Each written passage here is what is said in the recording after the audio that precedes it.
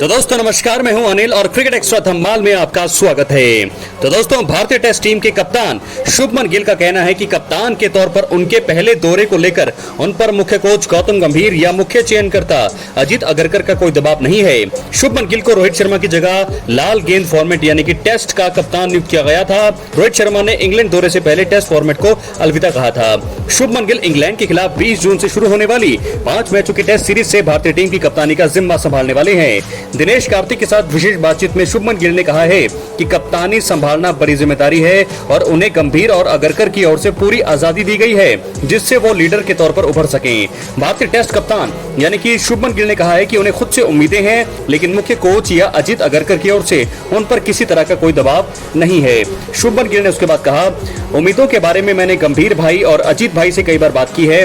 वे बस यही चाहते हैं कि मैं एक लीडर के तौर पर खुद को अभिव्यक्त कर सकूं। यही उन्होंने मुझसे कहा है कि कोई उम्मीद नहीं है, वे मुझसे ऐसा कुछ करने की उम्मीद नहीं कर रहे हैं जिसके लिए मैं सक्षम नहीं हूं। उस संदर्भ में मुझे नहीं लगता कि उनसे कोई उम्मीद या दबाव है, लेकिन एक लीडर और एक खिलाड़ी के तौर पर आपको खुद से कुछ उम्मीदें जरूर होती हैं, लेकिन ये वो उम्मीदें हैं जो मुझे खुद से हैं, लेकिन इन दोनों का कोई दबाव नहीं है। दोस्तों शुभमन गिल ने कहा है कि भारतीय टीम के साथ खिताब जीतने के अलावा वो एक ऐसी संस्कृति का निर्माण करना चाहते हैं जहां खिलाड़ी काफी सुरक्षित और काफी खुश महसूस करें। उन्होंने कहा, सभी ट्रॉफियों के अलावा मैं आदर्श रूप से एक ऐसी संस्कृति का निर्माण करना चाहूंगा जहां हर कोई बहुत सुरक्षित और खुश हो। मुझे पता है कि ये बहुत मुश्किल माहौल हो सकता है, खासकर सभी प्रतियोगिता या जितने मैच हम खेलते हैं और अलग अलग टीमें आती हैं, लेकिन अगर मैं ऐसा करने में सक्षम हूं तो यही मेरा लक्ष्य होगा।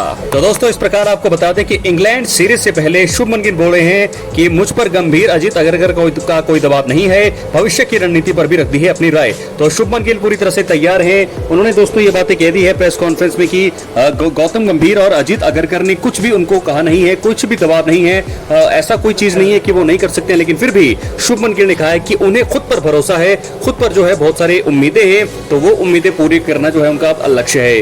वो ये चाहते हैं कि टीम में माहौल अच्छा हो, टीम में सभी खिलाड़ी जो है मेरी कप्तानी में सुरक्षित महसूस करें और खुश रहें, तो उनका यही लक्ष्य है। और सबसे ज्यादा ट्रॉफियां तो मेन लक्ष्य है ही सबसे पहले, लेकिन ट्रॉफियों के अलावा वो एक ऐसा माहौल बनाना चाहते हैं, एक ऐसी संस्कृति का निर्माण करना चाहते हैं जहां सभी खिलाड़ी उनके साथ जो है टीम में उनकी कप्तानी के तौर पर एक अच्छा सुरक्षित फील करे, एक सेफ फील करे, और दूसरा की जो है वो जो है पूरी की पूरी टीम को खुश रखे। तो ये कहना है शुभमन गिल का अपनी कप्तानी के बारे में। गौतम गंभीर और अजीत अगरकर को जो है उनसे काफी ज्यादा उम्मीदें हैं, लेकिन वो उम्मीदों का दबाव उन पर नहीं रखना चाहते हैं। वो कहते हैं कि आप अपने लीडरशिप को जो है डेवलप कीजिए, जिसके चलते जो है मुझे लगता है दोस्तों कि शुभमन गिल का वो अब टाइम आ चुका है, क्योंकि वो अब एक ऐसे दौर में आ चुके हैं जहां कर वो जो अपने आप को अभिव्यक्त कर सकते हैं। क्या है आपकी राय, अपनी राय कमेंट बॉक्स में जरूर दें। चैनल पर नहीं है सब्सक्राइब करने के बाद ऑल पर क्लिक जरूर करें। इसके साथ हम बढ़ेंगे अपनी अगली खबर की ओर जो जुड़ी है विराट कोहली और एबी डिविलियर्स से। तो दोस्तों आपको सबसे पहले बता दें कि दक्षिण अफ्रीका के फॉर्मर कप्तान एबी डिविलियर्स ने इस बात का खुलासा कर दिया है कि विराट कोहली ने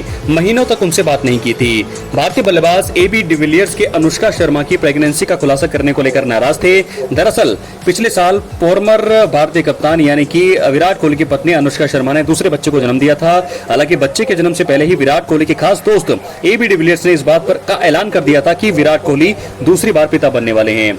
आपको बता दें cricket.com से बात करते हुए डिविलियर्स ने कहा, वो पिछले 6 महीने से मेरे संपर्क में है, भगवान का शुक्र है, क्योंकि कुछ समय पहले जब वे अपने दूसरे बच्चे की उम्मीद कर रहे थे तब मैं उनके पास थोड़ा बहुत आता था, इसलिए जब उन्होंने मुझसे फिर से बात करना शुरू किया तो मुझे बहुत राहत मिली। दरअसल विराट कोहली पिछले साल निजी कारणों से इंग्लैंड के खिलाफ घरेलू टेस्ट सीरीज में नहीं खेले। उनके इस फैसले की काफी आलोचना हुई थी। हालांकि डिविलियर्स ने उनका बचाव करते हुए अपने यूट्यूब चैनल पर कहा था कि विराट कोहली और उनकी पत्नी अनुष्का अपने दूसरे बच्चे की उम्मीद कर रहे हैं। उनका यह बयान आग की तरह फैल गया और उसके बाद डिविलियर्स ने विराट कोहली के टेस्ट क्रिकेट से संन्यास के फैसले पर भी बात की। उन्होंने कहा, आपको आपके दिल की सुननी चाहिए। उन्होंने अपनी गट फीलिंग को फॉलो किया। मुझे लगता है कि उन्होंने क्रिकेट के लिए बहुत कुछ किया है। सौभाग्य की बात है कि हम सब अभी उन्होंने क्रिकेट फील्ड पर देखेंगे, ये बड़ी बात है। दोस्तों हाल ही में विराट कोहली और एबी डिविलियर्स को आरसीबी की खिताबी जीत के बाद जो है साथ देखा गया था। इस दौरान दोनों काफी खुश दिखे।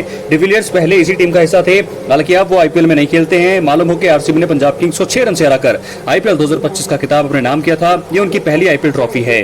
तो दोस्तों इस प्रकार उन्होंने महीनों तक बात नहीं की। डिविलियर्स की किस बात से नाराज हो गए तो विराट कोहली खुलासा कर दिया है। मैंने आपको सारी बातें बता दी हैं कि हालांकि विराट कोहली नहीं चाहते थे क्योंकि वो अपनी सभी चीज़ों को प्राइवेट ही रखना चाहते थे, तो ऐसे में इंग्लैंड दौरे के बाद जब वो चले गए निजी कारणों से, तो उसके बाद डिविलियर्स ने कहा कि वो जो है अपने बच्चों का दूसरे बच्चे का स्वागत करना चाहते हैं। विराट कोहली दूसरी बार पिता बनने वाले हैं, तो ये बातें जो है आग की तरफ फैल के, जिसके चलते बहुत ज्यादा दुखी यहाँ पर हुए विराट कोहली, जिसके चलते मुझे लगता है कि काफी तक उन्होंने बात नहीं की। तो ये चीज मुझे लगता है कि पसंद नहीं आई विराट कोहली को, जिसके चलते अब एबी डिविलियर्स ने चीज का खुलासा कर दिया है। क्या है आपकी राय, कमेंट बॉक्स में जरूर दें। इसके बाद बढ़ेंगे हम अपनी अगली फाइनल स्टोरी की तरफ। तो दोस्तों, गैरी कस्टर ने क्यों छोड़ा था पाकिस्तान टीम के हेड कोच का पद, खुद किया है खुलासा, वापसी के भी दिए हैं संकेत। आइए बात करते हैं। उससे पहले अगर आप चैनल पर नए हैं, सब्सक्राइब करने के बाद ऑल पर क्लिक करें। तो पहले दक्षिण अफ्रीका के फॉर्मर खिलाड़ी गैरी कस्टर ने इस बारे में चुप्पी तोड़ दी है कि उन्होंने पाकिस्तान टीम का कोच पद किस तरह छोड़ा। उन्होंने साथ ही साथ इस बात के संकेत दिए हैं कि अगर कोई भारी हस्तक्षेप नहीं रहा तो वो वापसी कर सकते हैं। भारतीय टीम के कोच रह चुके गैरी कस्टर पिछले साल अप्रैल में पाकिस्तान टीम के कोच बने, जबकि जेसन गिलेस्पी टेस्ट टीम की कोच के रूप में नियुक्त किया गए। कोच बनने के 6 महीने बाद ही गैरी कस्टर ने पाकिस्तान क्रिकेट बोर्ड के साथ विवाद के कारण इस्तीफा दिया था। गैरी कस्टन और गिलेस्पी को नई चयन समिति से भी हटा दिया गया था। गैरी कस्टन ने ऑस्ट्रेलिया और जिम्बाब्वे दौरे के लिए टीम की घोषित होने से पहले ही अपना पद छोड़ दिया था। विजडम से बात करते हुए गैरी कस्टन ने पाकिस्तान टीम के साथ बिताए हुए कुछ महीनों को याद करते हुए महसूस किया था कि चयन पैनल से हटाए जाने के बाद उनका ज्यादा प्रभाव नहीं रह जाएगा। कस्टन ने कहा, वो कुछ महीने उथल पुथल भरे रहे, मुझे जल्दी ही एहसास हो गया था कि मैं ज्यादा प्रभाव नहीं डाल पाऊंगा। एक बार जब मुझे चयन समिति से हटा दिया गया और एक टीम लेने के लिए कहा गया और मैं टीम को आकार देने में सक्षम नहीं था, तो एक कोच के रूप में समूह पर किसी भी तरह का पॉजिटिव इफेक्ट डालना बहुत मुश्किल हो गया। गैरी कस्टर ने दोस्तों उसके बाद कहा कि वो पाकिस्तान में वापसी करने और टीम की कोचिंग करने के लिए तैयार हैं, लेकिन सही सिचुएशंस में। फॉर्मर दक्षिण अफ्रीकी बल्लेबाज यानी कि गैरी कस्टर ने कहा है कि बाहरी प्रभावशाली लोगों का हस्तक्षेप नहीं होना चाहिए। उन्होंने कहा, अगर मुझे कल पाकिस्तान वापस आने का निमंत्रण मिलता है तो मैं जाऊंगा, लेकिन मैं खिलाड़ियों के लिए जाना चाहूंगा और मैं सही सिचुएशंस में जाना चाहूंगा।